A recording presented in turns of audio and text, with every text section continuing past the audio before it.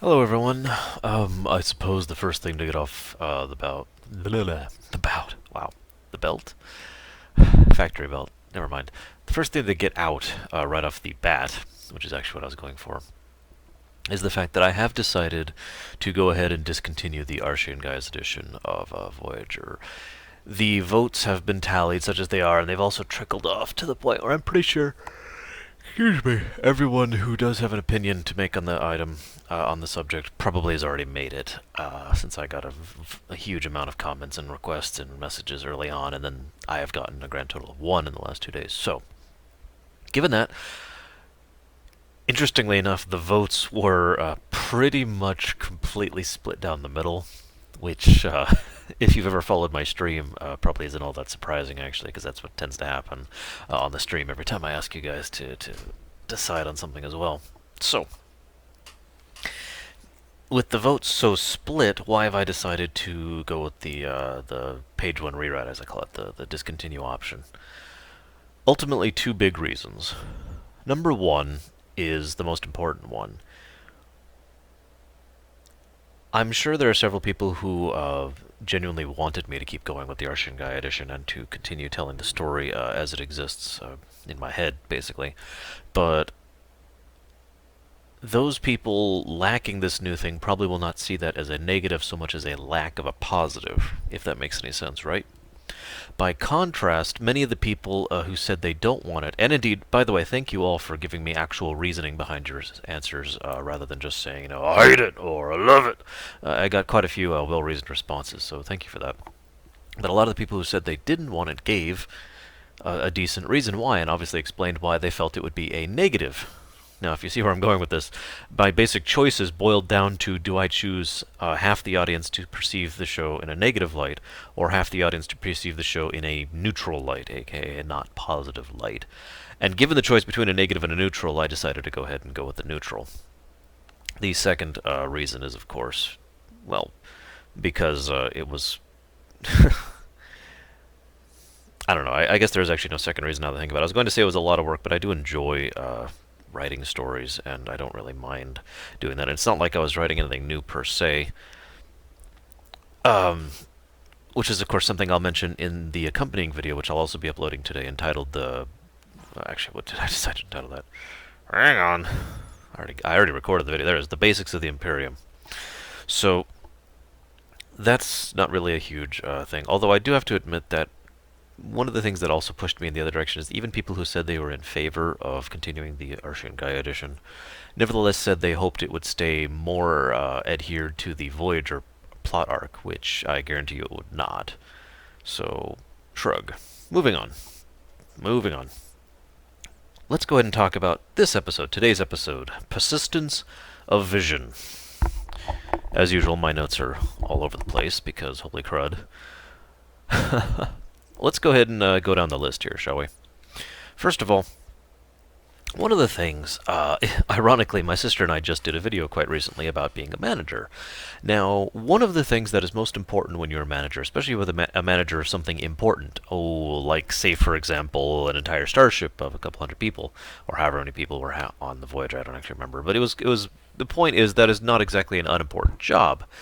When you are a manager of an Arby's, you learn this thing called time management. It's the idea behind knowing how and what to delegate and to utilize your resources and your time properly in order to have the best efficient result. It's something most people should learn in general, in my frank opinion, within their lives, to try and dole out all the activities that they have to do in their daily life as best as they can. They don't have to go to the extreme of super efficiency like I like to do, but it is something that most people probably should learn to some extent or another. Don't you agree? This is just opinion, by the way. I'm not trying to lay down the law or anything here. But I think most people would agree that when your job is being the captain of a starship, learning time management is a huge deal. And so when you're running around like a chicken with your head cut off, completely busy to the point where you're overstressed and overworked, and generally not actually being a good captain at the time, and you're not even keeping up with all the responsibilities that are there, you're no longer being a good captain. You're being a micromanager. I'm sure that there is some theoretical circumstance in which being a micromanager is a good thing when dealing with other real humans or people or, real beings is my point. But I can't think of one off the top of my head. And having a captain as a micromanager sounds like some kind of hell to me personally. But my overall point I'm trying to get across here is this particular problem, interestingly enough, is one we never see Cisco, a very driven, passionate man, have. This is a problem we never see Picard have, someone who is literally described as being one of the most ambitious and dedicated captains in the history of Starfleet. This is something we never see Kirk have a problem with, who, frankly, I don't even need to say anything about him. He's Kirk, and so forth and so on. So why is Janeway having this problem? Of course, I could mention the whole, come from science officer background thing. Maybe she never really learned this because she wasn't in a command line of reasoning. And ironically, over in the Earthsharing Guys edition, this course sort of thing would actually be continuing. I would actually leave this in, but I would be doing that as a part of character development, rather than what it is in this episode, which is a really kind of needless point. Okay, writing in general tends to be you lay down what you want to do with your story, and then you writing becomes reaching that point. How do we get to this point? And then how do we get to this point? In general, in my opinion, good writing involves trying to make a way to get to this point that makes sense, that flows, that has relevance to either theme or character or setting or plot, right? That's a train, I think. Sorry, heard a weird noise. In my opinion, bad writing is throwing together something that gets you to plot point A as quickly as possible. In this case, point A was the holonovel series. Okay.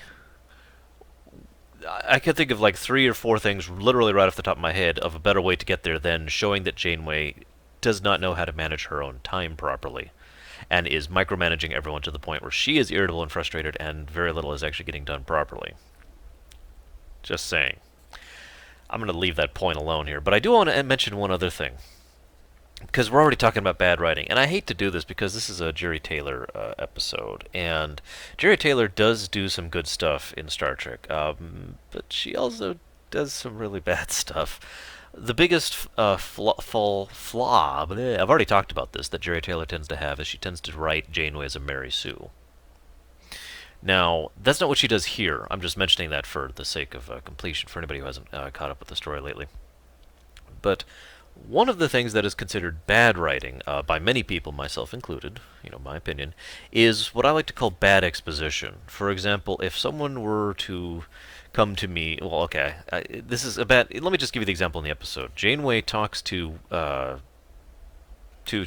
Kim and to B'Elanna Torres, and they all talk about things they already know out loud, and they all say them in that particular, well, if you do this, that means this will happen, right? They're talking about setting up holograph projectors, and then he's, for example, Janeway says, so that means the Doctor will be able to appear in different places of the ship, right? Which is something she and the other 2 people already know, by the way. And then B'Elanna says, yes, exactly right. However, if he were to leave the holodeck, the projector area, he would dematerialize, which is, again, something he and she already know. Bad exposition is when you have 2 characters or more talking about something they already know to fill in the audience. That is generally considered bad writing, and for good reason. By the way, take note, anybody who's a fledgling writer, because I mention this because that's an extremely common thing. It is very common to have bad exposition in writing, and it's a very common mistake people will make, myself included. I still have to catch myself on that one every now and again. But I just thought I'd point it out because it's so blatant in this episode. You got to see the scene. It's in the teaser. By the way, it's like a 5-minute teaser for this episode. I'll talk about that in a moment. And right there at the beginning, she's like, so what you're saying is if I were to walk 2 feet forward, then I would be there instead of here. And B'Elanna says, yes, that's exactly right. But also, if you were to then walk 2 feet backwards, you would be back where you started. And Harry Kim pipes it, and don't forget that you would be using your feet this entire time. It was just, Anyways, I hate to pick on it, but it was so blatant, it just bothered me. There's one other thing I made a note here. This is all in the teaser, but I haven't even left the teaser yet. One of the things that Star Trek tends to do poorly, the majority of the time, is humor. Star Trek humor, when it's good, in my opinion. Now, humor is very subjective, so obviously this is a matter of opinion. But I know a lot of people who share this opinion because, in general, the Trek things that are humorous, that they actually do find funny, are still funny to this day. Are things that they still enjoy, and can go back and you'll rewatch and so forth and so on. And the things that are trying to be funny and the person does not find funny are just grating. And one of the things I've noticed Star Trek tends to do, and this has been true, this is not just for Voyager. TNG did this, original series did this to a tiny extent. DS9 did this a little bit, Enterprise did this a lot, was point and laugh at the freak, if you'll forgive me for borrowing the quote from Sci-Fi Debris. It basically is singling out someone who has an unfortunate circumstance or is different in some way, and that's the joke. I've talked about this before. I'm not to go into a whole rant or speech about this, but the idea is you are different, therefore ha ha. Or you are having difficulties, therefore ha ha. Now, I know Schadenfreude, or however the heck you say that, it's German. I'm not good with German. Is something that, a lot of people find it interesting and funny and amusing and blah blah blah. But when you don't find something like that funny, all it is grating. And this teaser is again an example of that. The Doctor shows up, minute, and it's funny because he's got the little tiny little voice and he's being mocked because now he has, the Doctor who has such a high opinion of himself and is trying so hard to, live up to what he believes to be the expectations of his own character with regards to the fact that he actually thinks very poorly of himself, given the fact that he is merely a hologram and is trying to actually grow into being an actual sentient being because he's one of the few characters in the show that actually has a character arc with regards there to actually developing into something. Well, now he's minute and talks with a high voice, so ha ha. You can see why I don't find this funny.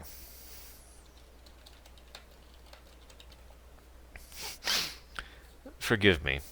I'm a little bit of a ranty mood. I'm also in a little bit of a mind-going mood because I've been writing all day, actually, for the D&D campaign, actually, specifically. Both of them. That's your teaser. Anyways, so now, I've been talking negatively about this so far, and that's not really my design. That's not merely my intent, per se. I do want to say there is one scene in this entire episode that really sang to me, as I like to put it. It really was excellent. I wouldn't change a single thing about it in any version I was doing about this episode. Janeway, this is still in the teaser.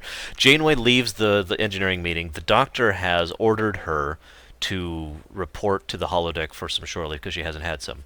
By the way, I actually want to pause for a second because I like that. I like the fact that A, they're acknowledging that getting some kind of recreational activity in your life is important. That's incredible. It's so rare that they actually bother to emphasize that point. And in Voyager especially, I think that should be more important than it's ever been in Star Trek because you're not just on a ship doing your job every day. You have all the added stress of being alone and having no support and having no backup and having to deal with problems no other ship has ever had to deal with before, on top of the everyday job you do every day. So I like the fact that they bothered to single out that this recreational thing is important. In fact, it's so important, it's medically important. Janeway is ordered by the Doctor to report to the holodeck, ordered to go do it. And instead of continuing the theme of making fun of him or diminishing his authority, her response is simple and contrite. Yes, sir. I like that. I like that a lot. But then the very next scene is even better, because the very next scene has zero dialogue and very little music. It's very quiet. And it's just her picking up a picture and looking at it. And we don't see it until she puts it down and leaves the room. And she puts it down and the camera stays on the picture as she leaves the room in the background. And the picture is her with her dog and her fiancé, who she left behind. Nothing else needed to be added or changed to that scene at all. Mulgrew manages the perfect expression of simultaneous longing and love and joy that obviously that there was there, and the grief at its loss, and the let's call it uncertainty as to how to proceed. Because at this point it's been over a year. They've been out there for over a year now. And she has no idea what's going on with that. She has no idea if he's moved on. She has no idea if she can move on. And that's also a very important thing, in my opinion, to consider. This one scene does so much service to both the character and the story. Try to picture for a moment this situation, because this happens in real life. Try to picture that you are placed in a situation that is stressful and harmful. One of the things you're going to do, likely going to do, and I know this from personal experience as well, so I freely admit I did this as well. One of the things you were likely to do is to consider loved ones as a way to help keep you going. Because things are so hard, because things are so rough, you focus in on someone more than you probably already would. Now let's say in that same circumstance you are segregate from that person, which is also not much of a stretch because you're going through a hard time. And they're not. They're just living their everyday life. You just kind of vanished off the map or something else happened to you or whatever. While they will probably grieve and mourn, it will not only most likely be lesser, but try to imagine from their perspective, and I hate myself for saying this, but it's true, how unimportant this is. While you were certainly important to them, that doesn't necessarily mean that that is a focus of their everyday life. And it is human nature to move on. It just is. And so it is very likely that without that daily reminder, without you present in their life, and without the focus you have, because you're focusing on them to help you keep going through this harshness, but they're just doing their everyday life.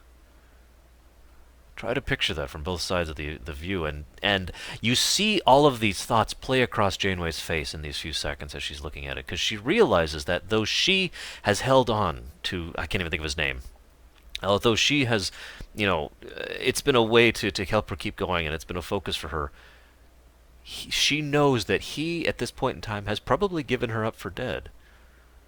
And that's not unreasonable because she's in Starfleet.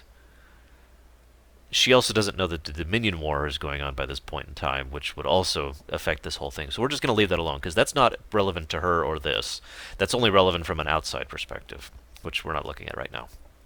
Purely from her perspective, even with what little she knows, it is very likely that he has moved on, and she can't quite bring herself to yet because of how attached she has become to the ideal that doesn't exist anymore, because she hasn't seen him in over a year.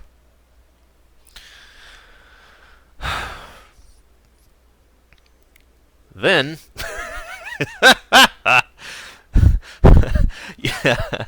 Okay, it's been a while since I've done these Voyager things. It's been a while since I've done any of these.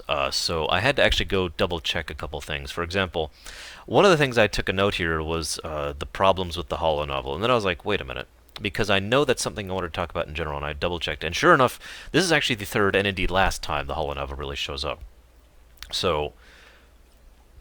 I went and checked my earlier videos, and yeah, I've already talked about the holonovel. So all I'm going to say in addition is, thank God it's over. I hate to say that, because I understand where they were going with it. It's just, I've already said my piece on this, but I do want to add one thing.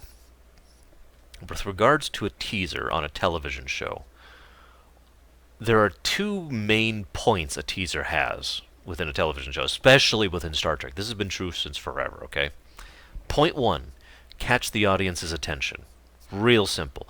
However you do it, whatever you do it with, get the audience focused in on your story. Get them interested. Make them want to see what happens next. This was admittedly a little more important because of the way television worked at the time. This probably wouldn't be true in the more modern era. But the overall point is catch the audience's interest, right? Point two, try to get across either the either foreshadowing or hints of the plot, or try to give just a teaser of what the what the themes of this episode are going to be, things like that, right? So in service of the setting, in service of the story, I should say, the overarching, the way I use the term story to encompass all the 5 points, in service of the story or to catch the audience's attention. Let's go over the teaser, the ridiculously long teaser of this episode for a moment. Now, I'd also like to point out that I keep bashing it for being long, but long teasers are not necessarily bad. That has been done properly sometimes. I just think this is not one of them, because the teaser consists of Janeway being busy, Janeway being ornery, making fun of the Doctor, awesome scene. Just want to point this out. Credit where credit is due. Awesome scene. Janeway goes to the holonovel, and the character dramatically professes his undying love for the character that Janeway is currently portraying in the holonovel. Music swells! Cut to black. And then we do the title crawl. Can you see the problem with this? Is it obvious? Is it apparent? I don't really even think I have anything else to add to that. It does nothing. It services nothing. The only thing that it actually possibly could serve at all was if you shortened it considerably to the point where... you know what? I'm not going to talk about it. I'll talk about it in my changes section, okay? Now, I don't actually have many more other things to talk about with regard to this episode, other than this one big thing here, which I just call Q Light. Anybody who's watched Star Trek probably knows who Q is, and who the Q are. By the way, when I just say Q, I'm usually referring to John Delancey's Q, just to make that clear. I call this guy, who doesn't even have a name, Q Light, because that's basically what he comes across as. Q Light is someone who... forgive me for kind of getting into spoilers here, because I'm right at the beginning of the episode, but he messes with the crew for his own amusement. And now, I will give the episode some props. Right at the beginning, when Janeway is talking with Neelix about this area in this space, there are lots of mentions of ships going missing, basically forever, and that the way he portrays it is the idea that we can only tell from having finished watching the episode, that this guy is responsible for the aliens in this space having the negative, reputation that they do within this general sector, right? And that was actually pretty well done. That was actually a forward thinking on their part, and actually putting that little tidbit in there. They never actually elaborate on it. They never have to, because we catch on. We catch on to that. We get that. So that was nice. But the idea here is that this guy just does this to amuse himself, or whatever, itself, and messes with people's heads and tries to get them into a coma and probably destroys the ship. When he's asked point blank why, his response is literally, because I can. It's almost word for word. I'd pull up the episode right now, but I don't feel like it. The point is, almost word for word, because I can. And then they start trying to threaten him, and he says, well, that's great, but I'm not actually here. Vanishes, and then the episode basically ends. Goes straight to the coda. No answers, no whatsoever. First of all, this kind of plot always seems a little bit weak to me. I admit this is probably me being a little bit too critical. But the reason I consider this type of plot to be weak is two reasons. One, it's lazy. Rather than trying to think up why and how and what, rather than trying to build what I like to call in the background, the foundation of the story, the stuff that the audience may never even know necessarily or in detail, but stuff that you, the writer, know because it explains why everything's happening in the foreground. That's something I do a lot of. I know a lot of writers do the exact same thing. Build up back here so that what's going over here that the audience is aware of makes more sense. None of that is done here. It's just, here's an alien, he's doing this thing, and then he's gone. No explanation, no nothing whatsoever. Second thing is, again, I was talking about the lazy writing thing earlier, about trying to just get to point A to point B to point C. I shouldn't call that lazy writing, because that's writing.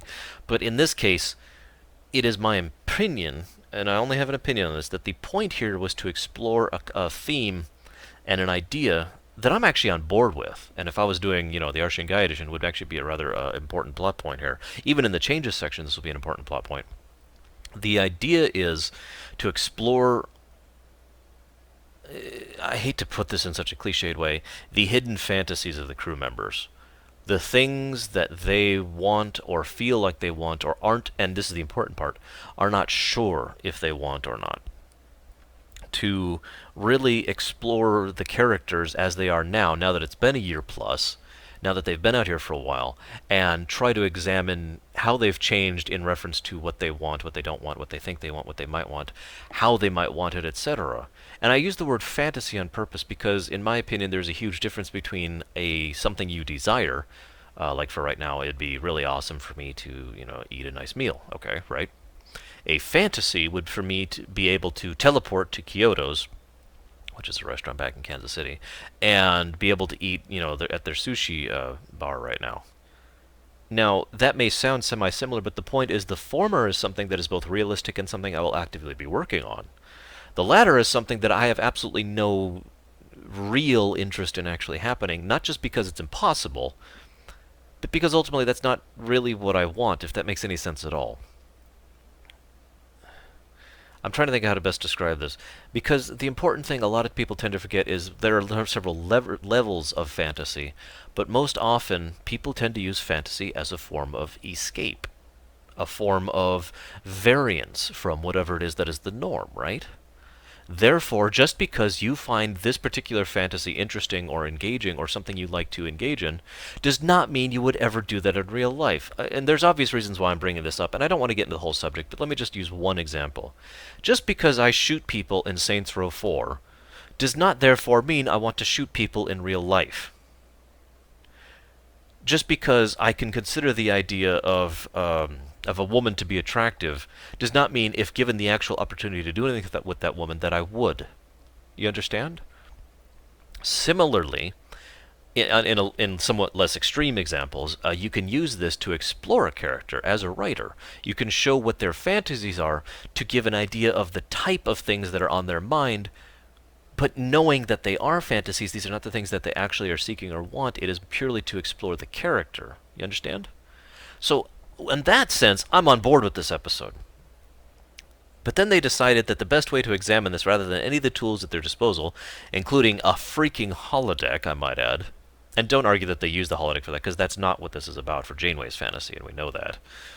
The whole thing with the picture, Mark, that was his name, the whole thing with the picture, I think, demonstrates that better than all the holodeck scenes combined with her. But moving along. Now you may, okay, the idea of using the Q light guy as the way to express this could have worked if they had at least fleshed out his motives or anything in some way or another, rather than just making him some imp who is making mischief for no reason, literally. Why not have there be a purpose behind that? Why not have there be a point? Why not actually make there be some substance to it? Get rid of all the fluff of this episode, and there is quite a bit of fluff and padding in this episode, and fill it out instead with not only the motivations of the villain, the enemy, the Q light guy, but also do so in a way that adds more to this development. Now, you're probably thinking at this point that I'm basically talking about Janeway's fantasies. But there's two characters that actually receive a fairly large amount of characterization within this episode. Three, actually, I'm sorry. That receive a fairly large amount of characterization within this episode due to the exact thing I was just talking about. And this is going to be me praising the episode again. Tom Paris, B'Elanna Torres, and Kes. Okay? Now, you may be thinking, well, that doesn't make any sense, because Tom gets berated by his father. B'Elanna ends up with Chakotay, which goes nowhere, and Kes, what the heck? Let me explain. The whole reason for bringing up that whole thing about fantasy versus desire, between, you know, the escapism versus what I actually really want, is to illustrate how all three of those are exactly that. I wrote down her name. Rachel Dawson? I can barely read my own handwriting. The actress who plays Torres herself agreed with me on this point, ironically. I don't mean I talked to her. I mean, I read up on the behind-the-scenes stuff for this episode, as I usually do. That the idea that Torres had any romantic attraction to Chakotay was ludicrous. That instead, what she wanted was, to, in her own words, to love and to be loved, something that she desired. And the idea of it latching onto Chakotay specifically is only because when you love and are loved, you are in an intimate connection with someone, and the only person on the crew at this point in time that she has any intimate connection with is Chakotay. But in truth, over here in desirability, even over here in realism land, she views Chakotay as more of a father figure, more of as her commander, her friend, her associate. She would never actually want any of that with him. She just wants to love and be loved, as she herself puts it. She wants that kind of connection. That is the real desire. The fantasy was to have that with Chakotay. You understand where I'm going with this? It reveals something about her character, and frankly, makes a lot of her character arc, which admittedly isn't particularly long or involved, nevertheless make more sense with this beginning. Excuse me. Tom Paris is someone who has lived under the shadow of his father for forever. And in all the things he's talked about him, I mentioned this back in Parturition as well.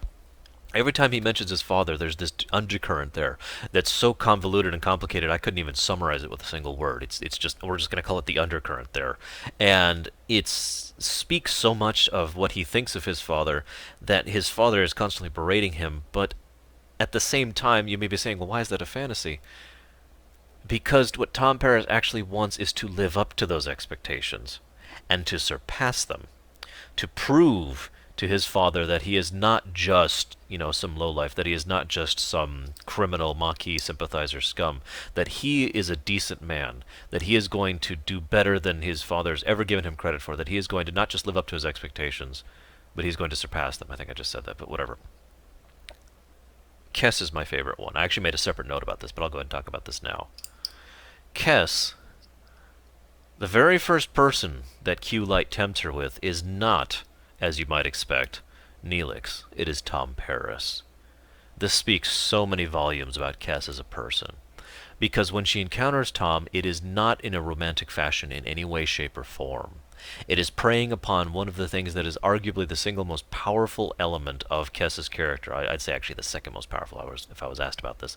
And that is her empathy, her sympathy, her desire to help others. She sees someone who she is already at this point in time close friends with, someone who she cares about, someone who she wants to help and do better by, who is injured and horrible and dying and who is desperate for her help. And notice that last part I mentioned. Because someone like that, someone like Kess, does not just want to help someone. She wants to be wanted to help someone. She wants the person she is helping to want her help.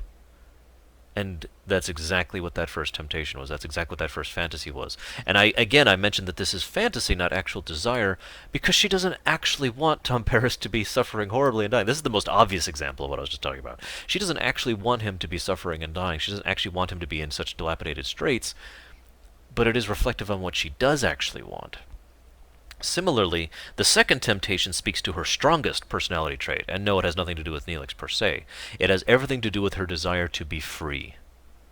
This is something that was shown all the way back in Caretaker and never stops being a part of her character. The desire to be free, to be open, to be unhinged, to do what she wishes, when she wishes, how she wishes it, to explore, to adventure. She is in many ways a free spirit, even more so than she is the healer, the sympathizer, the caretaker. No pun intended. And so Neelix saying, let's just go and get out of here and flee and all that stuff, you may think is being tempted in a romantic desire, especially since we just saw this with B'Elanna. But it takes such a different tone that we instead see this aspect of her character, her desire to be loosed from Voyager. And I won't talk anyone else for anybody who's watching these episodes as they go with, but moving along. I also want to comment on that scene, since I'm there. I know this is a note somewhere in my notes here, but yeah, there it is right there. Ethan Phillips, I've said before, is a good actor. I've been often asked, can you prove that? Yes, this episode. When he is playing, he's actually playing, Ethan Phillips is playing Q-Light, playing Neelix. Now, his portrayal of Neelix is noticeably different, but it's not until he actually reveals that he is Q-Light that we actually see Ethan Phillips really start to show off his acting chops.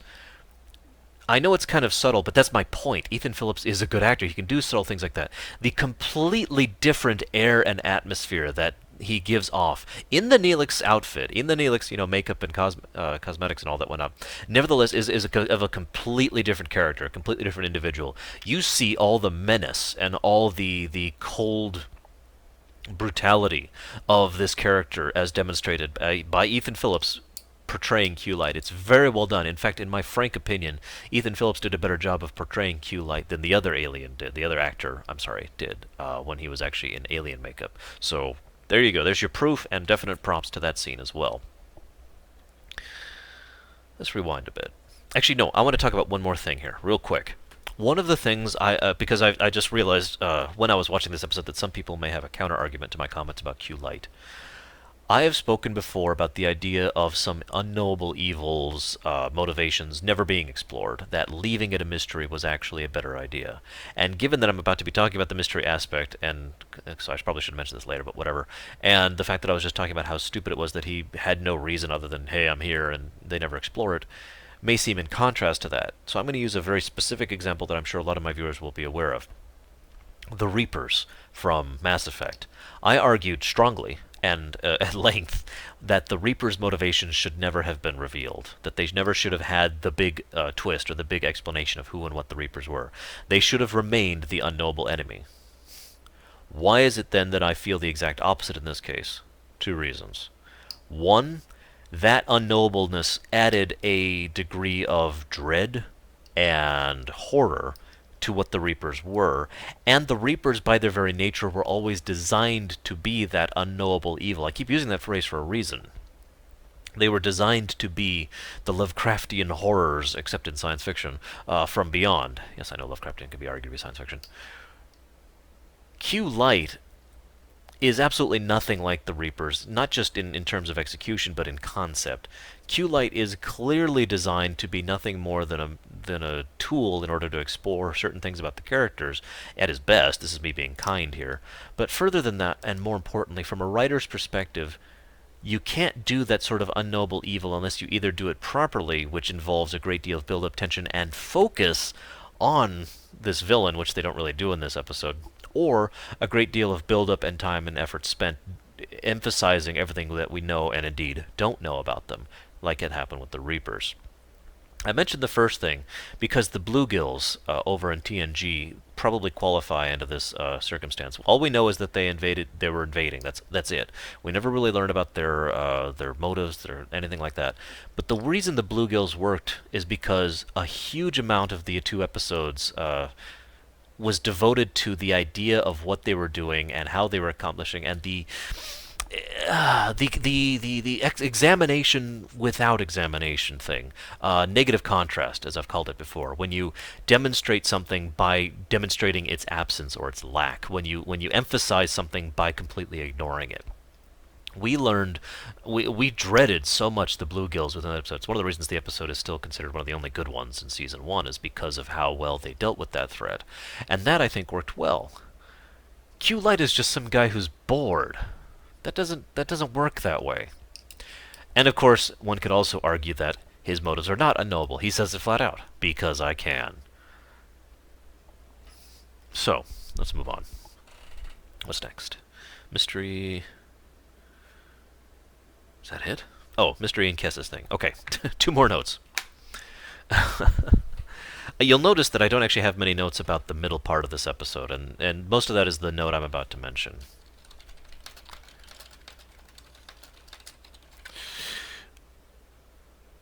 The mystery of this episode in the beginning is actually really well done. Kate Mulgrew does a very good job of portraying someone who is not entirely certain that she's losing her mind, and nevertheless is very uneasy about the whole circumstance. And the way the actors portray it, and funnily enough, she tends to play off of Ethan Phillips for a lot of these earlier scenes, but the way they portray this early on actually works really well. The problem is another problem I've seen amateur writers do, and I hate to keep saying this because it feels like I'm calling Jerry Taylor an amateur writer. Maybe she just found her ground later on. I don't know. But one of the things, one of the most common criticisms I have to give writers who are just starting out is you're hurrying it too much. Pacing is all about properly spreading out events and circumstances for the tone and theme of your story. Obviously, by that statement, there is no such thing as this is what pacing should be, period. It's dynamic by nature. It's morphic. It depends on what you're writing, right? But it is almost universally recognized that if you just kind of rush to get to the good bits, and I'm going to phrase it that way specifically because that's usually the mindset. I need to hurry up to get to the good parts. That usually tends to destroy a story because rather than having this mystery slowly build, it starts off pretty good, actually, all things considered. And then it's like, oh my god, and it just like rushes forward. And then the latter half of the episode basically feels like it's floundering because she got to the good bits. I should say they got to the good bits. You know, the good bits were found. Okay, we're there. Now what? And okay, and you know, in most written works I've read where I've come across this problem, the person in question, you know, will basically end the story there. And so you'll have a short story that's a page long because they were like, okay, and then there's this day, and here's some establishing information, and then stuff happens, and then stuff happens, the end, because they don't know what to do after that point. But in the case of an episode, they have to keep filling it out. So, as I mentioned earlier, there's a lot of padding, there's a lot of fluff, there's a lot of just, okay. And it just kind of meanders for quite a while there, until it gets to the, again, the character development good parts I mentioned earlier with Tom and B'Elanna and Kes. The actual good parts, if you forgive me for putting it that way. So not the good parts I was mentioning, you know, not the good stuff I was mentioning earlier. So the mystery of the episode is incredibly hampered by this and one other problem. And I've already mentioned the other problem, the fact that there's no payoff. That's another thing that I'm really irritated by. Mystery without payoff. Well, okay. Mystery that is built up and then has no payoff is just something that has always irritated me. Again, I would argue the Reapers did not do this. Well, okay. If Mass Effect 3 didn't exist, the mystery hype and payoff of Mass Effect 1 and Mass Effect 2 was sufficient because of the way it was executed. And it does come down to execution. But that's the sort of thing that's hard to do, is kind of my point. If you're going to do a mystery build-up without payoff, you need to do it properly. You need to do it well. You need to be very careful about it, because otherwise it's just going to come off as, oh. Like, oh, I don't know, just to use an example right off the top of my head, if they build up the new war chief is going to be, you know, oh my god, who is it, who is it, who is it, and it turns out to be the completely obvious example, then, yeah, that's just kind of dull, if you forgive me for saying that. Apologies for the possible spoilers there. So, the fact that the mystery starts off well and then peters out and then doesn't actually have any payoff whatsoever really just kind of did not sell me on this episode. Last point. This is the beginning of something that will really be pushed for a little bit, and then promptly abandoned, and then pushed for again later on within this season, and most especially the next one, Kess's mental powers. The the biggest problem with Voyager I will talk about... well, okay, I've actually said a lot of the biggest problems with Voyager, haven't I? One of the 17 biggest problems that Voyager had, in brief, was lack of character arcs. Doctor had one, and a few other characters had one, but in general, the writers did not know. This is not me extrapolating in this case. This is truth. This is admitted truth. Most of the writers did not know what to do with certain characters, and Kess is a huge example of that. That's one of the reasons they let her go, spoiler alert, is because they didn't know what to do with her, which is a shame, because I actually really liked Kess as a character, and frankly, I think she should have stayed, but we'll get to that later. That's later. The Gift, that's like a season and a half away. My reason for bringing this up is the reason they gave her her telekinetic powers, her mental abilities, was because they didn't know what to do with her. She had shown up, she was great in Caretaker, and she started being a part of the Doctor's character arc, but when she had finished in that role, at that point she didn't actually have anything to do. She was just kind of there. She was sort of the semi-Doctor, and she was sort of, you know, someone who could mentally contact people, and she was sort of there with Neelix, and she basically had no arc of her own. And so they started giving her these powers to do that. But then, well, I'll talk about that more later. I just wanted to mention that that really began here. Next section. Did I like this episode when I first saw it? No. Did I like this episode upon rewatching it?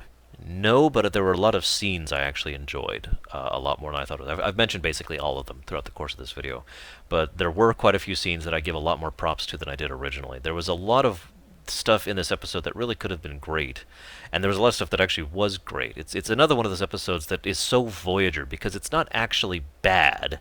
You know, it's not bad like Threshold, which is coming up.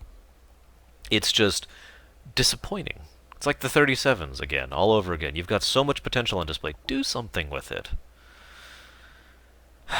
Now, as I mentioned, we're not doing the Arshan Guys edition anymore, so we're just going to do a changes section, right?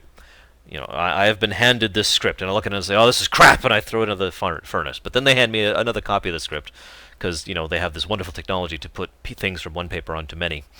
And they hand it to me again, and I'm like, okay, fine. I actually don't have a lot of...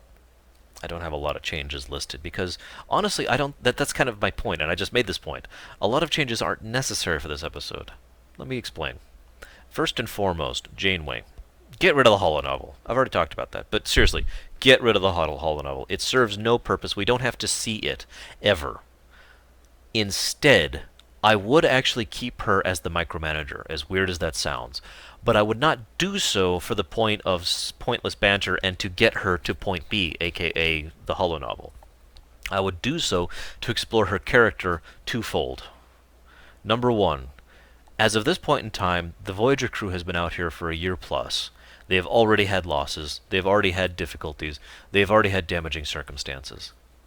Janeway is someone who who feels guilty about this. We actually do see this in Voyager proper in Season 4, I believe.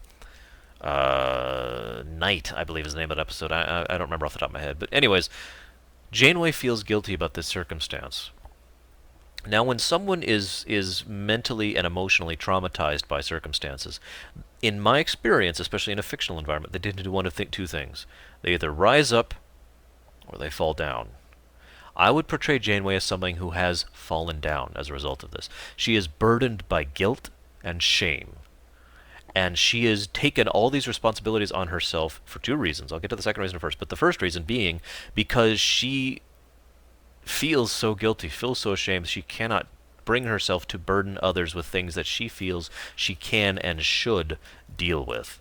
And I would explore that throughout this episode, and I would actually probably make that one of the primary themes of this episode, is Janeway in particular and her dealing with this problem. The second reason is the obvious one, and again, I already mentioned this, and again, this is already true within the show. Her feelings about Mark, or whatever his name was, and how she is dealing, or more accurately, how she is not dealing with them. How she is putting herself into emotional stasis by making herself so busy that she doesn't have time to think about not just how lonely she is, but everything I mentioned earlier. All the horrible thoughts that are going through her head about how he's probably moved on and how she doesn't know what to do without him, and just all of that, everything I already mentioned earlier, and more. Second change. I would have nixed Q Light from the episode entirely. Literally. Written him out. Just said, no, this is stupid and pointless, and you're dumb, and I hate you. And then I would throw those people who wrote that into the furnace. I've always kept a furnace right by my writing table so I can fling things and people into it. It's very, very useful, very helpful. I would say, okay, rather than using Q Light to do this, why don't we just have a character episode? And then they would be like, well, we need science fiction action. To which I'd say, why don't you just do that on the holodeck? And they'd look at me really weird, and they'd say, what do you mean? I was like, well, listen. In this episode, we want the A plot, to be Janeway's dealing with and possible acceptance of. I would argue that it shouldn't be in one episode, but again, we're not doing continuity now, so okay, fine. Have Janeway come to grips with this problem, or at the very least start acknowledging this problem with her problems back home, and dealing with her own grief and guilt. Fine. But that's the A plot. The B plot is what I mentioned earlier, the fantasy thing. What people examine other characters' fantasies in order to examine the characters themselves and in service of the characters themselves.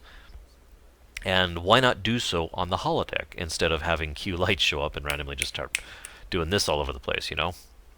Now, it can be argued, and I could see this argument, that Q Light could still service that argument. So let's go ahead and say that I was yelled down. Let's say that, they crawled out of the furnace, Terminator style, and said, well, you must add Q Light. I'm like, okay, fine, I'll add Q Light in. Why not actually have them be there for a reason, be for a purpose? In fact, the first idea that came to mind literally immediately when I thought about it is, why not actually make him Q? Q in disguise, obviously. Don't show that he's Q, except for like maybe a tiny hint for the audience that the characters aren't aware of towards the end. Instead, show that he is someone who is interacting with these people and these crew in these ways, on this way, on purpose, not just to test them, but to show them more of themselves. And you may say, well, why would Q be interested in doing that?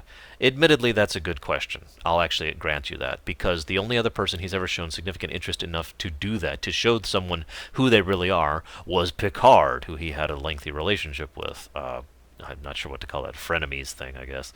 But nevertheless, that's just, like I said, that's just the first idea right off the top of my head. If I really sat and thought about it, which I'm not going to do, I could come up with at least 5 more ideas to use Q Light and have him actually have a purpose, rather than just having him be the bad guy of the week who shows up to make stuff happen. Okay, he's gone. Let's move on. Let's move on. It is also worth noting that you could do this as sort of an alien of the week kind of thing. Here's a thought that occurs to me, literally just right now, just hit me. One of the first things that the alien that they saw, Q Light, that they saw said was, we'll see if you meet our criteria. To which Janeway, of course, says, well, what are the criteria? And he says, well, I'm not telling you. How interesting would it have been that instead of this being Q Light at all, someone with, godlike powers or whatever, why not say that they had a degree of technology which again, showed people hallucinations? They kept calling it hallucinations anyways. Why not show them things in order to try and examine them to see if they, as a people, were allowed to travel through their space? Why not have the culture of these aliens be such that they only allow people who think or feel in a way that they feel is acceptable to pass through their space, either for, cultural reasons or societal reasons or defense reasons or religious reasons? There's all sorts of background you could do with that. And once they show, once they examine the crew through these hallucinations, they, obviously they'd be like, yes, okay, you pass, you qualify, and they could explain everything I just mentioned to you. And the Voyager crew probably would not feel particularly pleased about this. But one of the points the aliens could make is, if you knew the test was happening, it would have been invalid. So we had to do it without you knowing. We had to do it with basically spring this on you. Again, just ideas that have come up right off the top of my head. One other last thing that I would change real quick, and that is the pacing, I guess is really the way I want to put that. It would have been so much easier to stretch if you got rid of so much of the filling and unnecessary part in the middle, to stretch out the beginnings of the mystery and really have the build-up be more significant rather than and then plateau instantly. You know, just do this thing instead. I'm not going to go into details because I don't have to. I don't even have to add anything. All the points of the mystery were there. I could have just done this instead of this. And that's all I've got. So, that's it, I guess. And I'll talk to you guys later. Peace.